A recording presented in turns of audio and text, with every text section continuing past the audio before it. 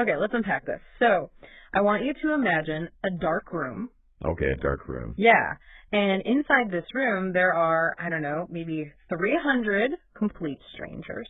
Right. We're talking people from rival political backgrounds, vastly different religions, completely different tax brackets, opposing worldviews, just a totally random slice of humanity. A demographic nightmare, basically. Exactly. Right. I mean, getting that specific group of people to agree on just where to order lunch would be an absolute logistical nightmare. Oh, yeah, definitely. But in this dark room for 2 straight hours, they are completely unified. They are all cheering for the exact same thing simultaneously. It's a pretty wild image when you put it like that. Right. And the thing is, what you are picturing isn't some utopian society. It's literally just opening night of a Marvel movie. Yeah, opening night for a new Batman or Spider-Man or whatever. It's a striking image when you frame it that way, because we are so conditioned to treat a massive summer blockbuster as just, the ultimate expression of surface-level distraction. Just popcorn entertainment.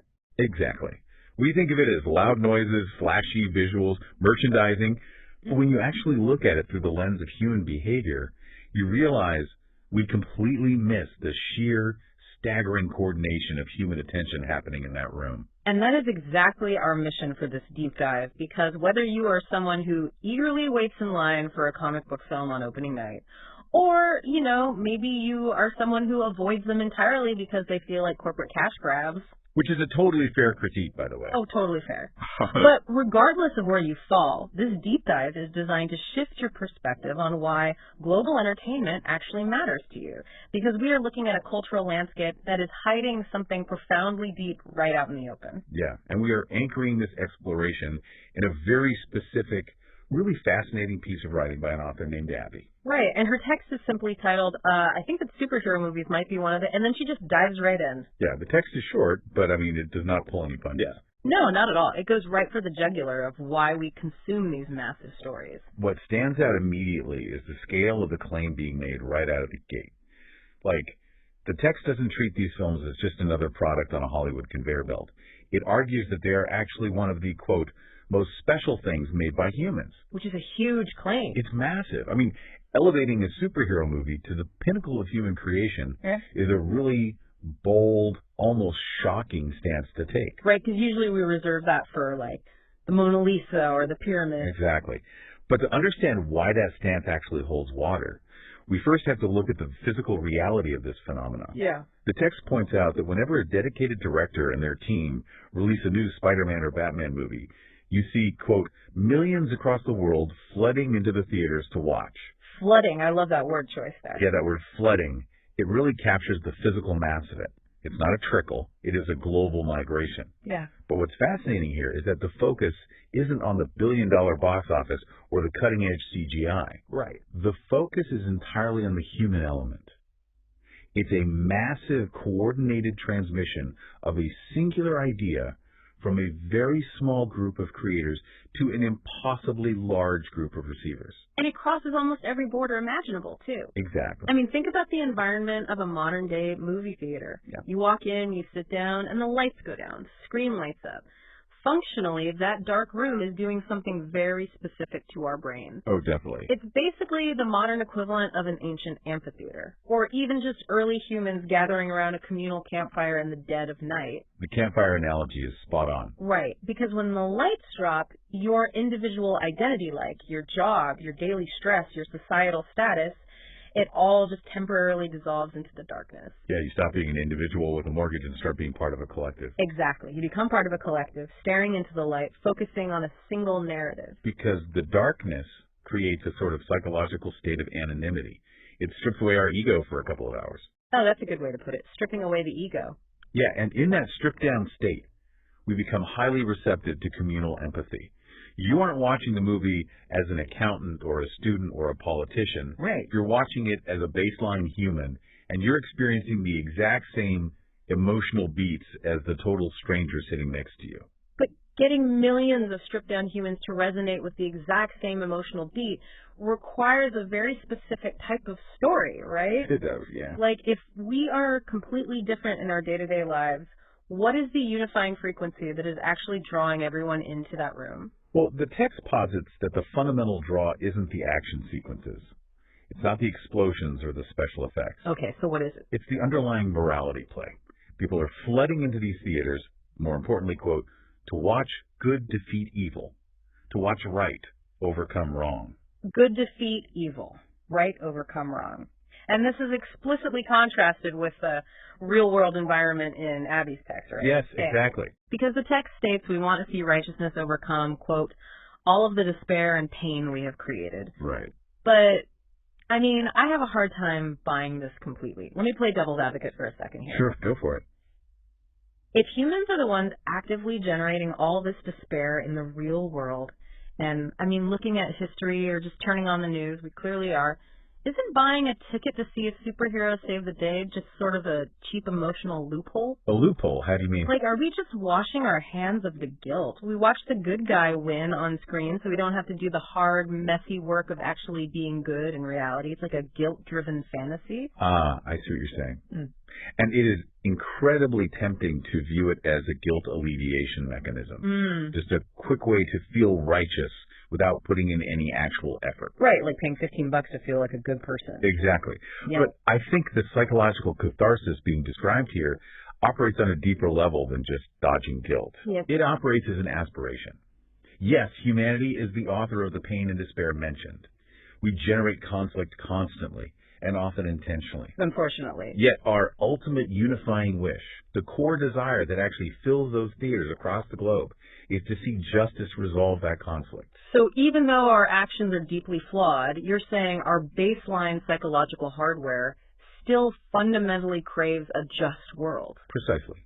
The superhero movie functions as a safe, controlled container for that craving. A container. Yeah, it's a space where we project our deepest, most foundational desire for goodness to triumph, knowing full well that in the real world, the despair we create often goes totally unresolved. Right. The villain doesn't always get caught in real life. Exactly. The innocent aren't always saved. Yeah. So the theater becomes this collective sigh of relief. It's a reminder of what we actually value at a biological human level, even when our societal structures completely fail to reflect it. Okay, but hold on. If we all intrinsically crave goodness and justice, the way these huge box office numbers suggest, why does our actual reality look so incredibly fractured? That's the million-dollar question. Right. Like, how do we square this universal baseline craving for peace with the divisions we see every single time we open our phones or step outside? If we all want the same thing deep down, why are we constantly fighting? And this brings us to the core of the human contradiction, and honestly, where the text gets incredibly poignant. It breaks down these societal divisions quite clearly. Abby lists religion, race, sexuality, cultures, beliefs, and governments. The big ones. Yeah, these are the lines drawn in the sand that dictate almost every real-world conflict we experience. You know, it makes me think of these societal divisions like the superhero costumes in the movies. Oh, I like that comparison. How so? Well, think about it. A costume's primary function in a comic book isn't just to look cool. It's actually a psychological sorting mechanism. Right, it tells you who's who immediately. Exactly. It instantly signals to the audience who is an ally and who is an enemy before anyone even throws a punch. You see the cape, you know it's Batman, he's the good guy. You see the clown makeup, it's the Joker, he's the bad guy. That's a great point. And in the real world, our political labels, our nationalities, our cultural markers, they act exactly like those psychological costumes. They really do. We use them to instantly sort people into us versus them before a single word is even spoken. That is a really potent way to look at it. Because if we connect this to the bigger picture, the text argues that these costumes, these societal differences, are actually obscuring our shared baseline. Right. There is a phrase Abby uses that carries immense weight. She says, these differences, quote, do not weigh as heavy as we have been made to think. Made to think. That's just an interesting phrasing. Isn't it? Yeah, it implies a passive construction. It means something active is happening to us. Like, we aren't born believing these divisions are insurmountable walls. No, not at all. We are conditioned to believe it. Yes, exactly. The implication is that much of our division is a constructed narrative. The weight of our differences in race or religion or government, it's manufactured and amplified by the systems we live within. Because it serves a purpose for those systems. Right. Think about it. Conflict sustains a lot of structures in our world.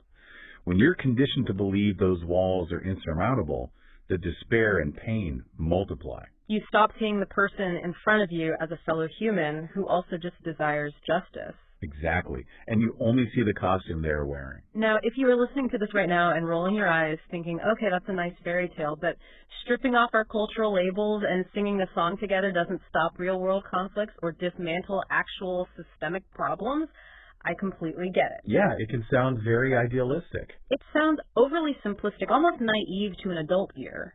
But what is being suggested here isn't that a Spider-Man movie is going to magically solve world peace. Right, nobody's saying that.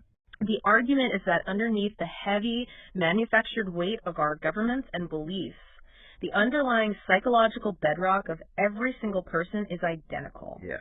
The text states plainly that what we all actually want is, quote, peace, love, and thoughtfulness from one another. And it demands a profound shift in perspective to operate this way in your daily life. How do you mean?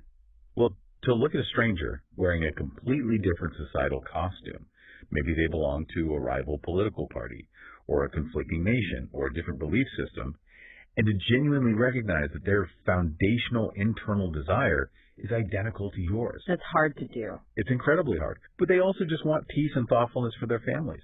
They just have a drastically different constructed narrative about how to achieve it. But how do we actually bridge that gap? Because if our intellect and our societal conditioning are constantly screaming at us to sort people into us and them, how do we bypass that programming? How do we remind ourselves of that shared bedrock?